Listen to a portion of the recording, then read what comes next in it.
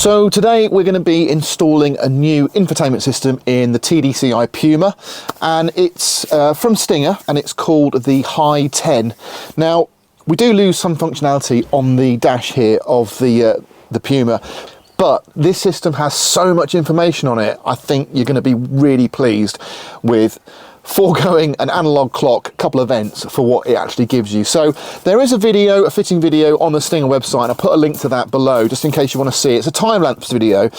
It should be fairly simple, but it is quite involved. So the basics are, we have to take this console off the front of the Tdci. We have to remove the dash top and the binnacle because it links to your OBD, so you're getting signals from your speeds, your revs, everything. Pull all the knobs off and it should be fairly simple. So what I'm going to do is we'll get stuck in, and if we come across any things that I think would be worth mentioning to you as a little tip, or any issues, just as an accompaniment really to that time-lapse video, and then give you an idea of what it actually does and how good it is. So yeah, we've whipped the panel off. Basically it was just two fixing screws in here. You need to give it a big tug from the top, panel comes off. Now you can just disconnect these, and if you're confident you know where they all go, it's not a problem. But what I've done is I've actually reattached all the switches to the socket so we know exactly where they go. I just think that's a little bit easier, otherwise there's going to be so many wires floating about we might struggle. So basically there's a loom that passes through the dash into behind the binnacle. You then connect that, it's got a little piggyback to go onto the speedo readings and everything, and then there's an additional wire that goes down to the OBD at the bottom here in the fuse panel, and again another piggyback. Now it's a little bit difficult to get out, so I'd recommend removing the speaker. It gives you better access to get in there. Well guys, at the end of the day, this wasn't a hard install to do. The thing that threw us a little bit was there's a lot of harness and wire connections there that are suitable for loads of other applications. So you've got loads of camera feeds, AV out, HDMI in, some CAN bus connections. So really what you're getting in this kit is you're getting generic looms that can get you a little bit confused. So at the end of the day, a Defender is a pretty basic thing. Now the functionality is brilliant. So we've got obviously on here we've got Apple Maps, we've got Apple Carplay showing at the moment. You can just see you've got all that functionality on there for music. You've got Google Maps if you wanted to use Google Maps instead, and it is really responsive, it's really quick, and that's brilliant. Also, if you wanted to go just down to basics, you've also got the standard radio, DAB, you've got USB in, Bluetooth music, you've got your phone. So obviously really most people are going to be using this with either Apple CarPlay or Android Auto, and for that it works really well. Now the only thing that was a little bit disappointing, and certainly this is somebody's car, so the guy who owns this car, we chatted to him about installing it, and we've done him a bit of a deal because I wanted to present it to you and show you what it's like.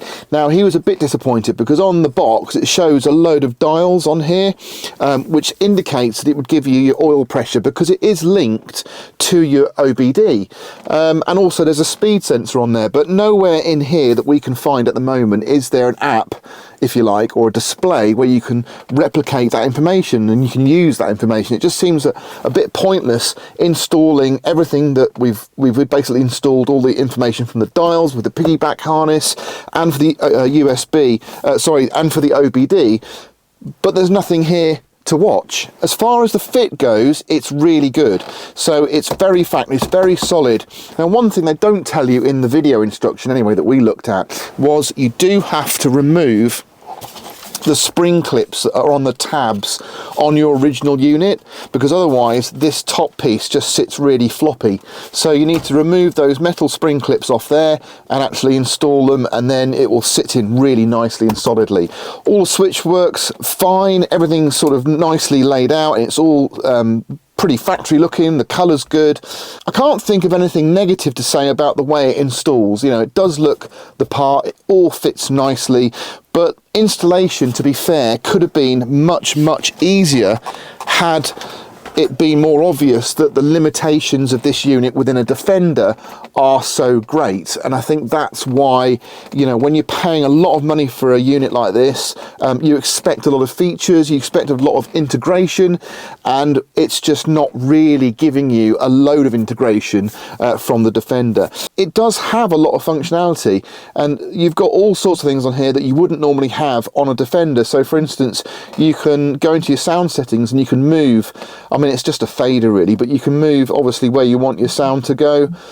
You've got loudness, you've got crossovers, so you've got all the outputs there, and then you've got really loads of options really to upgrade your sound system. So this would be a fantastic base initially to get installed, and then you can work with it. I do really like the way the switches are all laid out on here. I like the way they're all laid out rather than sort of jumbled about all over there. We've lost the vents, it's not the end of the world, but yeah, you let me know what you think. I mean, obviously it's going to take a bit of time for Simon, who owns this vehicle, to get the hang of the unit, and he's going to give us some feedback to what he finds, and I'm going to find out about how we can utilize that connection to the OBD and also to the speed cluster here and the binnacle, because, you know, that is really something that he was hoping he would get. So that's just a quick overview of the system. We fitted it, it was pretty easy to fit. A couple of other things that are a bit mind-boggling is you do get, for instance, a microphone, which is great. You get a separate microphone you can wire up, but you also get a GPS pad, and it does fit into the back here. But, you know, if you're using Android Auto or Apple CarPlay, you're going to be using the GPS off your phone, so that is redundant.